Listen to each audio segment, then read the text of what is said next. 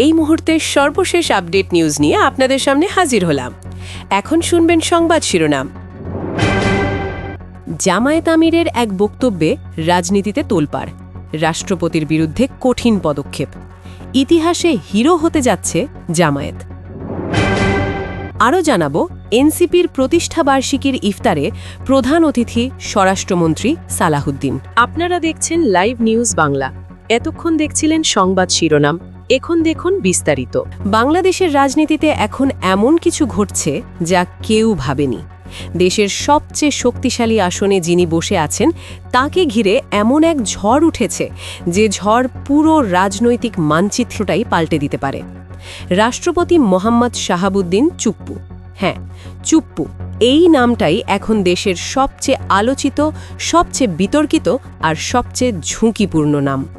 আর এই ঝুঁকির ঘণ্টা বাজিয়েছে জামায়াতে ইসলামী নিজেই।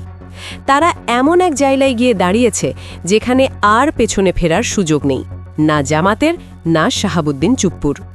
গত কয়েকদিনে যা হয়েছে সেটা সত্যি অনেককে চমকে দিয়েছে। জামায়াতের আমির প্রথমে শাহাবুদ্দিন চুপ্পুর বিরুদ্ধে কথা বললেন, কিন্তু সব কথা বলেননি, রহস্য রেখে কথা বললেন, যেন আরও অনেক কিছু আছে যা তিনি জানেন কিন্তু এখনই বলছেন না। ইঙ্গিত দিলেন শাহাবুদ্দিন চুপ্পু অনেক কিছু গোপন রেখেছেন, আর সেই গোপন বিষয়গুলো জামাত জানে। এখন প্রশ্ন, সেই তথ্যগুলো কি? জামাতের কাছে এমন কি আছে যা প্রকাশ হলে দেশ জুড়ে ঝড় উঠবে? আমিরে জামাত নিজে দাবি করেছেন তিনি এসবের প্রত্যক্ষ সাক্ষী, নিজের চোখে দেখেছেন, নিজের কানে শুনেছেন।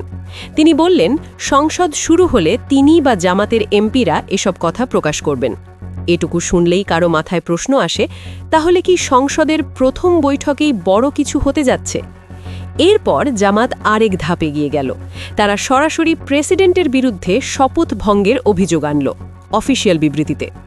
দলের সেক্রেটারি জেনারেল মিয়া গোলাম পারোয়ার গণমাধ্যমে জানিয়ে দিলেন, রাষ্ট্রপতির প্রতিটি কথা আর সিদ্ধান্ত জাতির জন্য গুরুত্বপূর্ণ, আর যখন সেই পদে থাকা কেউ শপথ ভঙ্গ করেন তখন তিনি আর সেখানে থাকার যোগ্য নন। এটা জামাতের স্পষ্ট বার্তা। কিন্তু এখানেই শেষ না, গল্পটা এখন শুরু হচ্ছে। একটা জাতীয় দৈনিকে প্রকাশিত সাক্ষাৎকারে রাষ্ট্রপতি শাহাবুদ্দিন দেশের গোপন কিছু বিষয় প্রকাশ করে ফেলেছেন। এটা সাধারণ কিছু নয়। দেশের প্রেসিডেন্ট যখন গোপন তথ্য ফাঁস করেন তখন তিনি শুধু শপথই ভাঙেন না, রাষ্ট্রের নিরাপত্তা আর আস্থাও টানাপড়নে পড়ে। জামায়াতের সেক্রেটারি জেনারেল সোজা বললেন, শাহাবুদ্দিন দেশের গোপনীয়তা রক্ষা করতে ব্যর্থ হয়েছেন।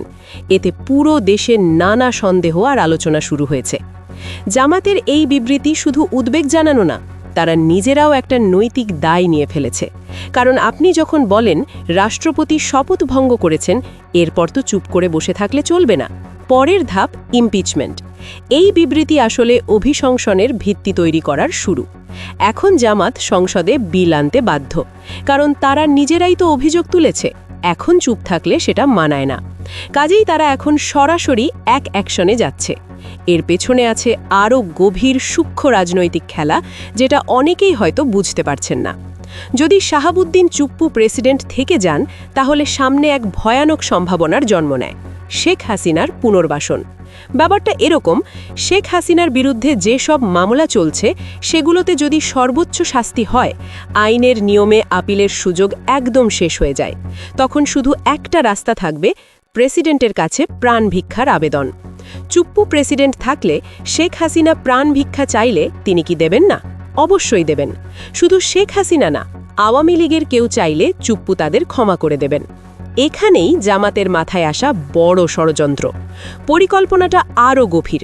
শেখ হাসিনা দেশে ফিরবেন, বিমানবন্দরেই গ্রেপ্তার হবেন, জেলে যাবেন, বিচার হবে, সর্বোচ্চ শাস্তি হবে। এরপর প্রাণ ভিক্ষার আবেদন করবেন। রাষ্ট্রপতি চুপ্পু সেই আবেদন মঞ্জুর করবেন। হাসিনা মুক্তি পাবেন, আবার রাজনীতিতে ফিরবেন। এই হিসেবটাই জামাত আজ সামনে এনেছে। এটা কোনো বানানো গল্প না, পুরোটাই ভালোভাবে সাজানো একটা পরিকল্পনা।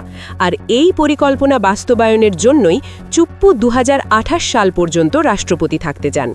কে তাকে এই আগ্রহ দেখাতে বলেছে সেটা বুঝতে বেশি বুদ্ধি লাগে না। জামায়াতে ইসলামের লোকজন পুরো চিত্রটা পরিষ্কার দেখছে, আর এই ষড়যন্ত্রটা তারা ভেস্তে দিতেই উঠে পড়ে লেগেছে। চুপ্পুকে সরানো মানে শেখ হাসিনার শেষ আশাটুকু নষ্ট হয়ে যাবে, আর চুপ্পু চলে গেলে আওয়ামী লীগের গোপন প্ল্যানটাও ধূলিসাৎ হয়ে যাবে। ঠিক এটাই জামাত চায়। এখানে একটা বেশ মজার আবার ভয়ানক রাজনীতি শুরু হয়েছে। ধরো জামায়াত সংসদে ইমপিচমেন্ট বিল আনে, তখন বিএনপি কি করবে? ওরা কি বিলটা সাপোর্ট করবে? যদি করে, চুপ্পু চলে যাবেন, এই সরল হিসাব। কিন্তু যদি না করে, যদি বিএনপি রাজি না হয়, তাহলে মানুষের মনে হাজারটা প্রশ্ন তৈরি হবে। বিএনপি চুপ্পুর জন্য এত দরদ দেখায় কেন? তাহলে কি বিএনপি আসলেই বিএনপি, নাকি তারা এখন ভারপ্রাপ্ত আওয়ামী লীগ? বিএনপিও কি ভারতের দালাল? এই প্রশ্নগুলো সামনে আসবেই, আর বিএনপিকেই তখন ভিলেন বানানো হবে। জামাতের এই চালটা যেমন ধারালো তেমনি বুদ্ধিদীপ্ত, কারণ পুরো খেলায় জামাত হিরো হয়ে উঠবে। জুলাইয়ের গণ অভ্যুত্থানের প্রজন্মের কাছে জামাত হবে আস্থার প্রতীক। ইতিহাসে তারা থেকে যাবে সেই দল হিসেবে যারা একজন অযোগ্য শপথভঙ্গকারী রাষ্ট্রপতিকে বিদায় করেছে।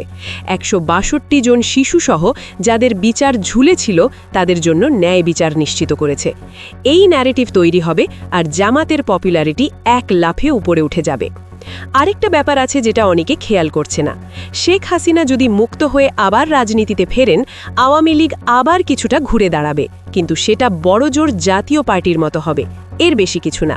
মানে চুপ্পুকে সরানো শুধু একজন প্রেসিডেন্টকে সরানো না, পুরা আওয়ামী লীগকেই দুর্বল করে ফেলার মাস্টার স্ট্রোক, এবং জামাত এই মাস্টার স্ট্রোক খেলতে যাচ্ছে। আরেকটা ফলাফল আছে যেটা অনেকেই বুঝছেন না। আওয়ামী লীগের অনেক নেতাকর্মী পরিস্থিতির চাপে দল ছেড়েছে, আদর্শের জন্য নয়, বরং নিজের অবস্থা বাঁচানোর জন্য। এখন জামাত যে পরিস্থিতি তৈরি করছে, তার চাপে আওয়ামী লীগের অনেকে জামাতের দিকে ঝুঁকবে। এতে জামাতের শক্তি বাড়বেই, আর আওয়ামী লীগের ভেতরে ভাঙন লাগবে। একটা জিনিস মজার, চুপ্পু নিজের নামের পেছন থেকে চুপ্পু বাদ দিতে চেয়েছেন, যেন শুধু শাহাবুদ্দিন নামে পরিচিত হতে পারেন। যেমন অনেকে নিজেদের পরিচয় লুকিয়ে এলিট সাজে, কেউ নামের শেষে চৌধুরী লাগায়, যার সাথে আদৌ কোনো সম্পর্ক নাই। চুপ্পুও আসলে নিজের মূল পরিচয় আড়াল করতে চেয়েছেন, কিন্তু পরিচয় আর কি চাইলেই লুকানো যায়? জামাত সেই মুখোশ খুলে দিতেই মাঠে নামছে। পার্লামেন্ট বসতে আর দেরি নেই। অধিবেশন শুরু হলেই জামাত তাদের অস্ত্র বের করবে, তথ্য, সাক্ষ্য আর ইমপিচমেন্ট বিল। চুপ্পু হয়তো ভেবেছিল ২০২৮ পর্যন্ত নিশ্চিন্তে বঙ্গভবনে থাকবেন, কিন্তু জামাত তার স্বপ্নটা ভেঙে দিতে চলেছে। চুপ্পু পদত্যাগ করতে চাইবেন না, কারণ তার পেছনে আওয়ামী লীগের এজেন্ডা, ভারতের পরিকল্পনা, শেখ হাসিনার মুক্তির প্ল্যান সবই আছে, কিন্তু জামাত সেটা ঠেকাতে বদ্ধপরিকর। এখন আসল প্রশ্ন, বিএনপি কি করবে? জামাতের পাশে দাঁড়াবে, না চুপ্পুকে বাঁচাতে এগোবে? এই সিদ্ধান্তের উপরেই বাংলাদেশের রাজনীতির ভবিষ্যৎ ঝুলে আছে।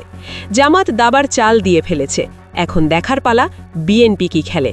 বিএনপি জামাতের সাথে গেলে চুপ্পুর বিদায় নিশ্চিত, না গেলে বিএনপি জনগণের চোখে সন্দেহের জায়গায় চলে যাবে। যাই হোক, রাষ্ট্রপতি শাহাবুদ্দিন চুপ্পুর স্বস্তির দিন শেষ। সংসদের প্রথম অধিবেশন থেকেই তার জন্য কাউন্টডাউন শুরু হয়ে যাবে। জামাত সেই কাউন্টডাউনের ঘড়ি ইতিমধ্যেই চালু করে দিয়েছে। এখন শুধু অপেক্ষা, ঘণ্টাটা কখন বাজে। সবার আগে সর্বশেষ আপডেট নিউজ দেখতে সাবস্ক্রাইব করে আমাদের চ্যানেলের সাথেই থাকুন।